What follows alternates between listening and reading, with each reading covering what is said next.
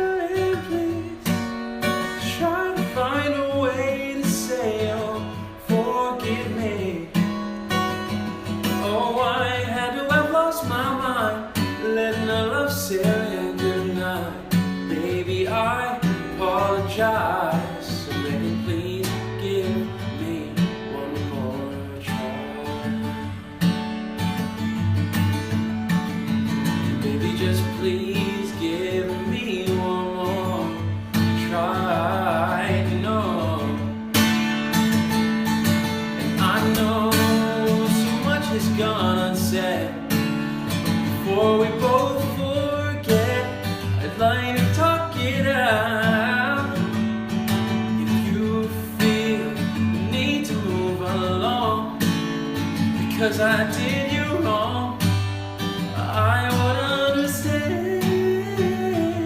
I just want you to know that I still love you. Baby, I miss you.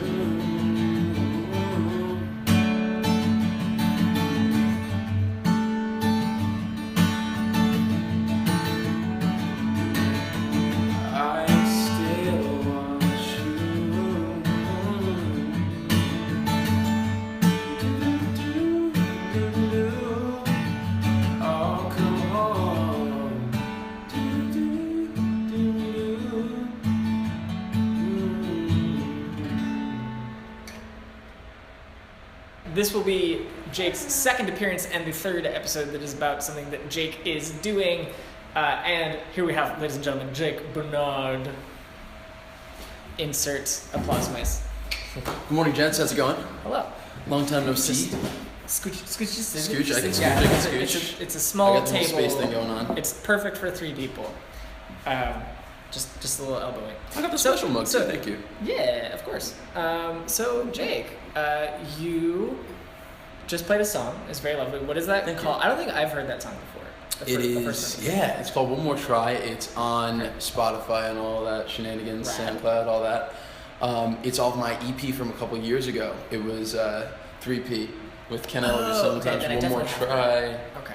And then that other song that we'll talk about later. Okay. But One More Try was a ballad. It's actually the earliest the oldest song that's still in my rep. I wrote it about a girlfriend at the time from 6 years ago. Yeah, and it's funny because like as a songwriter, you know, you go through an evolution of sorts, and like you look back at some of your old music and you're like, oh, this is trash, etc. But this is one of the only songs that I look back and think, wow, I never really, like, I wrote that original guitar lick and I continued to revisit it for the rest of that year until I wrote the rest of the lyrics. And yeah, I never fell out of love with it. Yeah. Which, I guess, do I like sad? I like happy music. I'm a happy music guy. But every now and then I have a meaningful, sad, melancholy song, which I then redeem with the song that comes next. Right. And then you have a lot of things coming up very fast, right? So like you have a show on Saturday. Yeah. Yes, it's a show. It's this coming Saturday. You should buy tickets and you should come. It's $10 in advance. $10 in advance. They're on Ticketfly. That's what I paid. Thank you. Yeah. Thank you. Yeah. It's $10 in advance, 12 at the door. It's at PhilaMOCA, which some of you may know as the Philadelphia Mausoleum of Contemporary Art, the space co-founded as a music venue / record label, Matt Decent, by Diplo, who was in Philly up until 10-ish years ago, if I'm not mistaken. And yeah, so it's this really special space. I can't wait to see everybody there. Should be a packed house. Yeah. And this is a special show for you. Yeah. Because it is the last one that I have in Philadelphia. I'm gonna miss you guys so much. Hence the song. Yeah. And you're moving to Los Angeles. I am moving to Los Angeles. Yeah. And it's actually really funny. I have to tell the story. So, my buddy, producer, guy who plays drums for me also, because he's the man. Mm-hmm. His name is Kramer. And I was in the car with him. We were going to record this track that's coming out this week, and it's he mentioned, like, I was like, oh yeah, like I'm bummed that I'm leaving, and and he's like, well, it's not like there's no givesies backsies, and which cracked me up because like, how old are we again? So yes. But I thought that was like, because I love Philly. I'm sad to leave. I am excited to go to Los Angeles and the songwriting opportunities and performance things and the happy music life that I like to have there. But there is no such thing as, or there's, yeah. It's not as if there is or are no givesies backsies. Yeah, it's not like we're not accessible by plane, train, automobile, all the things. It's also like, could be a permanent move, could not. Like, it's hard to say for now. Yeah. So I love you guys, so make it difficult. So what? I have like literally zero interest in moving to Los Angeles. Mm-hmm. Just because of the way that the city is built. There's a lot of really cool stuff going on there, but for the most part, it's really how that city is built. Because it's just not. It's very anti-Travis. But. So what specifically is driving you to move out there? Like has like an opportunity popped up? Like what's there right now? It's a couple songwriting opportunities. Last summer I went out to visit some friends, had a full itinerary, wanted to meet some people, play some open mics, and I actually had a couple shows out there last August.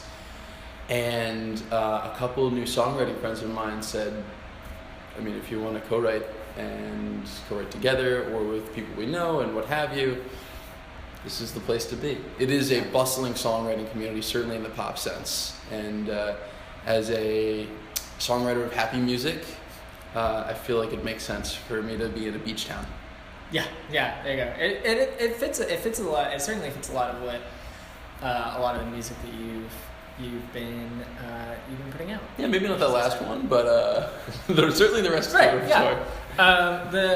Could be. So, and you have a place to live. You have like work and all these things set. That fun stuff. Hopefully, work will be music.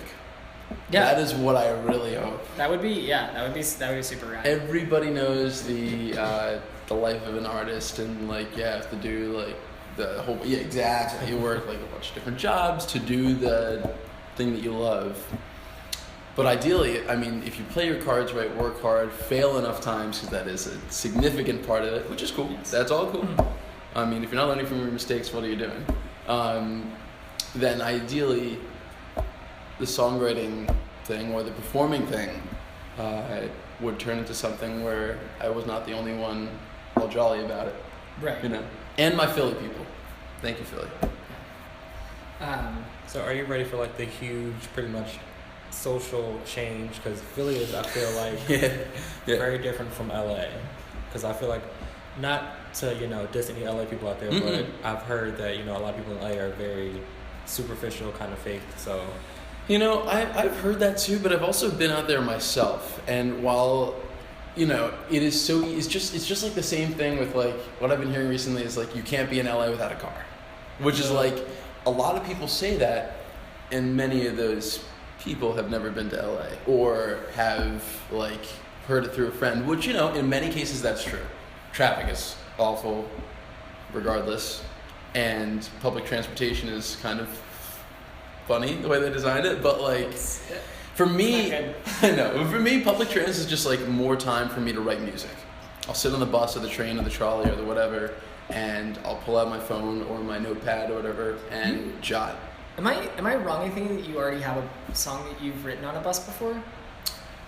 Pretty Girl on the Train. Yes. Yeah. Okay. That's what it was. I was like, there's definitely a song that you've written on public transit before. Yeah. I was on a Connecticut train there going into New York. Yes. Yeah. That was 3 years ago. I'm familiar with those trains.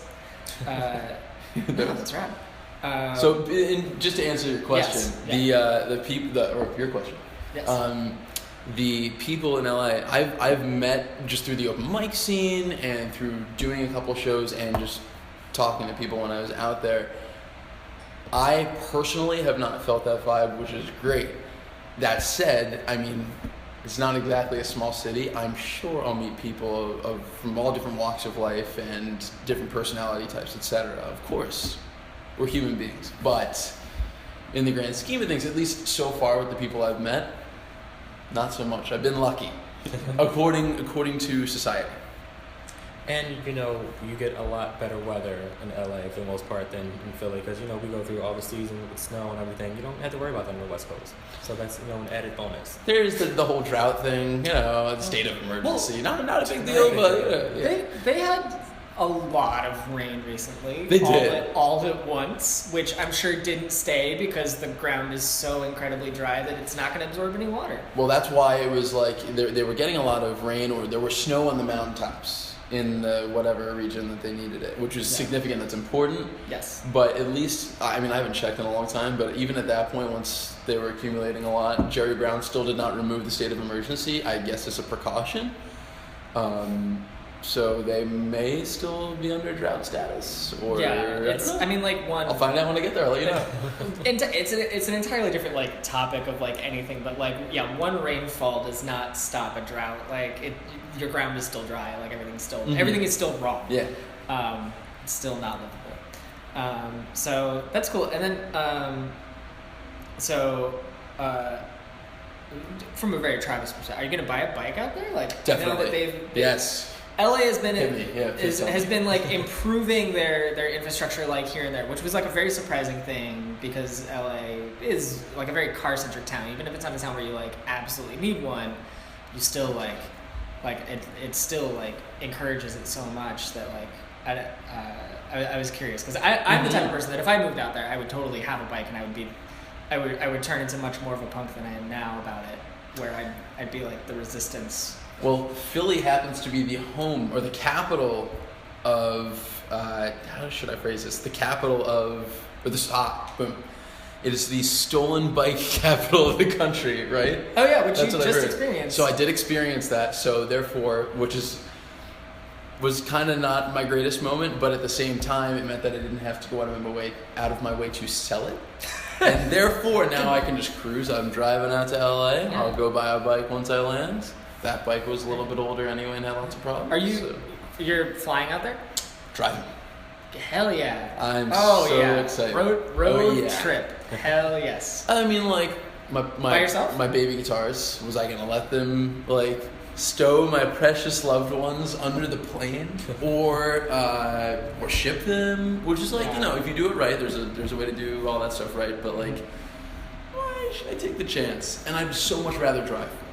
It's just like way more fun. Have you ever done like a cross country trip before like that? I've done long road trips before. I've driven out to Indiana with my friend to help him move 6 years ago. That was like 12, 13 hours ish. Mm-hmm. That was really fun. I love driving to begin with. I think I'm one of the few in that regard, apparently. But I'm actually kind of the opposite of most people. Most people, like, they're very willing to drive very short distances, like, every day, but hate these, like, super long drives. I'm the opposite. I hate short distance drives because I'm like, I could just be riding my bike. Oh, no. But cool. I'm going to remember that now. I'm the type of person, like, I'm the type of person that when my mom recently moved out to Seattle, I was like, so you're going to get a U-Haul and I'm going to drive you across country, right? And she was like, what? And I was like, yeah. She's fun. It was actually cheaper to get a pod. But I love doing stuff like that, and if I can recommend, I don't know what kind of time you have, but like if I can recommend, like when I was coming back from Bike and Build last summer, we stayed off the highways as much as possible until we got to a certain point. You drove back?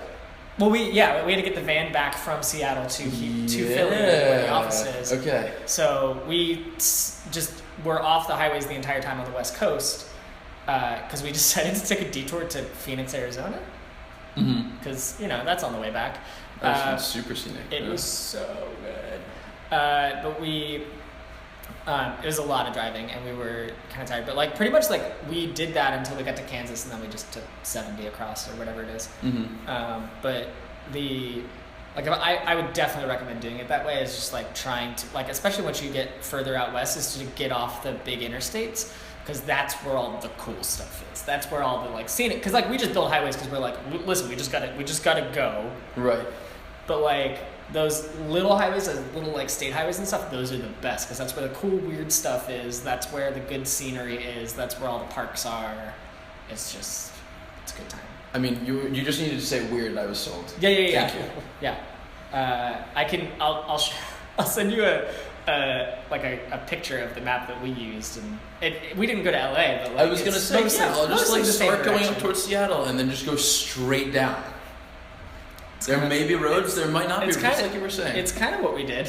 That's well, there's always roads. There's just, if you have a van and a trailer, it doesn't. Sometimes you get a little worried of, is it going to make it up this mountain? Right. Did we pick the wrong road? And there were those days.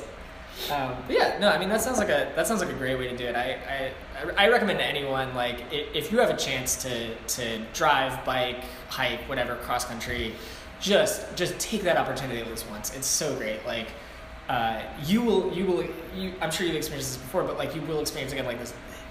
It's one of those moments when you feel most patriotic as an American because you're like, this is what we did. This is like, look at all this cool stuff. We got a lot of cool stuff. It's mostly out west, but we got a lot of cool stuff. Hey, we got plenty in the Northeast. Yeah, things. We have things, right? We have nice things. We have all the we have the old stuff. We have all the old stuff. They have all the big stuff. They like to think they have the old stuff though. Well, they have the Wells Fargo Bank was established yeah. That whole thing. There's a Wells Fargo museum in San Francisco, which also a beautiful city. If you end up in Clayton, New Mexico, there's my favorite ever museum, which is a museum that is dedicated to the hanging of Black Bart.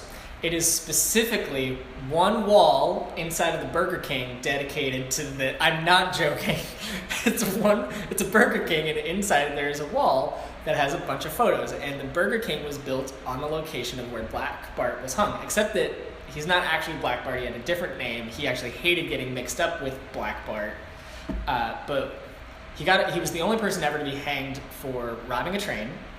When he was arrested, they weighed him because they were like, well, you're gonna get hanged, and they weighed him because they need to know that for the rope strength and all this, and he had gained some weight apparently in jail, and they'd never hanged anyone before in this town. Like this was the only time that this ever happened, and they pulled the little lever and he was decapitated by the rope. And like there's a photo, because we apparently like to photo executions back then. There's this photo of the sheriff like standing over this body and head going, I think we messed up. I don't think we did it right, guys. But that is my favorite museum in the country. It is. Do you know the story?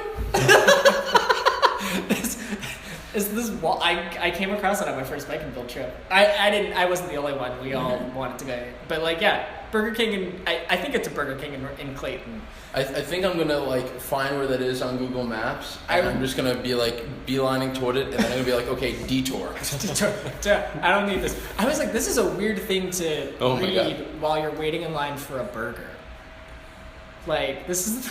Yeah, I'll probably lose. In Burger King? Yeah, it's the wall of a Burger King. I don't even think it's the entire wall. I think it might just be like a corner. It's my favorite museum in the country. It's great. I'm actually frightened. Mexico.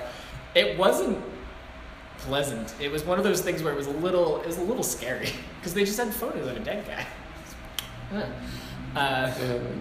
Yeah, but you're gonna have a great trip. Maybe you won't come across museums like that. Maybe you'll come across something weirder. Hopefully weirder, or not weird. Anything, either end of that spectrum, fine with me. Yeah, so that's fun. You have some friends out in LA already, mm-hmm. And you were talking about like the open mic scene. Do you like? Yeah, I mean, just like it's just gonna be wild. What's the first thing you're gonna do? What is the first thing that I'm gonna do? I actually have a friend in San Francisco who I want to visit really quickly, so I'm gonna head up there and come back down. That's a drive too. It's a little bus ride, and which that I've done before, so no sweat. And then, as far as music is concerned, right? There's a lot of music that I've written that people have heard live, and that I used to have on SoundCloud, and I don't anymore. I talked to my friend who also is my manager, and he says it's time to float a lot of that stuff back on the web. So I'm going to get some slightly nicer recordings of some of that material and put them back up so that people have some music to listen to. I have 5 songs on the web right now that are studio ready, but I think it's time for some acoustic sessions. So I'm going to put up a couple tracks of those and also get to work on co-writing and aligning myself as the happy music guy with the brand Life is Good. That's going to be plenty of work. I'm really excited about it. I'm going to buy some of their shirts and hats and things and get to work on that. That's one of my projects that I'm most pumped about. And you just have to be careful with your titles so that you don't get flagged by iTunes. God. Yeah. I would actually really like for you to talk about that for a second, because that was a funny thing to watch. Why was my EP flagged as explicit? Or listener discretion advised, or whatever. Which is funny. The music that you will have heard is very representative of the music that Jake plays, which is not. It's not about a explicit. threesome in Chinese. It's actually not. It's a funny thing. But this is what my friend at Apple told me she found as to why my EP was flagged on iTunes as 3P is slang in Chinese for threesome.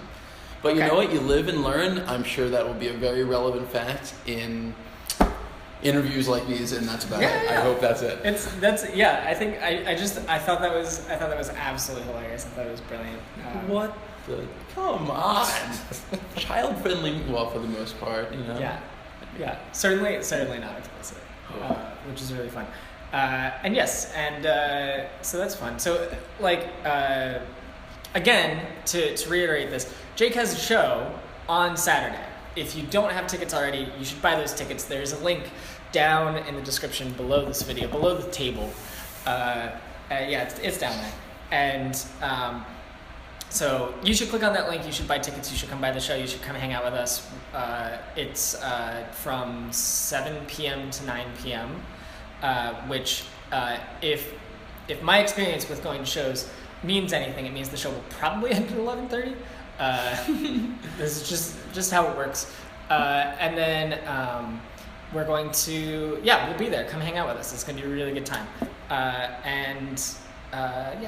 Doors at 7. Sophie Corin, who's unbelievable, at 7:30. I just can't even believe this is happening. I haven't met her yet. Breathtaking. You just wrote about her. You're playing with her. She appeared in James's Vain Culture. Beautiful article, by the way, as what else is new. And She's, as you know, amazing. Her new single Jimmy is out. Just came out a couple weeks ago, June 30th. Her voice is okay. Anyway, I could go on and on about Sophie. She's opening. You obviously have to come, even if you don't care about my music. Sophie's on at 7:30. I go on shortly after she does with my trio and a special guest. I have a presentation to thank all of you who made life in Philly, as far as music is concerned, possible over the last few years, and of course check out that new song, Words to Say, which you can find on Spotify just around the corner. There will also be a link for that also under the table, which by the way, is my favorite new way to say things are down there under the table, because But anyway, check those out. Come see Jake. Come see us. It's gonna be a really fun time. And then you're moving pretty fast after that, right? Like. Yep, few days. I hang out in Philly for a little bit, and then I head home, just hang out with family, some old friends in Connecticut, my old digs, and then I make the trek. Yeah. So I hope you have a good show. I'm gonna miss you guys. Thank you. I hope you have a good drive. You have to take lots of photos. That's like a requirement. Oh my God. We'll talk about that later. Please peg me for that. Make sure. And then, as always, do the subscribe thing. Do all those things. Jake also has a YouTube channel. He has two. If you find the old one, it's an Easter egg. And then we'll be here next week talk about more stuff. And until then, thanks, guys. One nice memory scribbled on an old receipt in a cafe across the street. Heart beating out my chest, hers in sync after sunset. Today fades away, the floor is ours again. Not how I pictured this. I stuck 3 nights to bliss my hands against the smoothest skin I've ever known. So close. Whoa, whoa, mocha, G. Stop playing with my head. You're leaving so much left unsaid, yeah. Whoa, mocha, G. From the time you caught my eye, you know you had me on cloud nine. You had to wear that cute white dress, my guard is down, I must confess, can't say things all regret. About an hour we were doing fine. I was pushing on for a sign. You could see how hard I was trying. Yeah. Hey, now you can't pretend that you want this night to end. Or world we're not having fun in this town. Oh, that's why I was a little too telling you're figured out. Whoa, mocha, Gina. Stop playing with my head. You're leaving so much left unsaid. Yeah. Whoa, mocha, Gina. From the time you caught my eye, you may have me on cloud nine. Oh, you stopped, don't leave the room. No, you're leaving much too soon. Imagine spending your last night alone. Last chance for you and me. Till this is history. I thought there was more magic in this club. Bartender, get 2 more rounds in the boldest thing you know. Whoa, mocha, G. Girl, what's changing in your mind? You never thought of what we might be. Whoa, mocha, G. Now you're ready to wake up in a shade.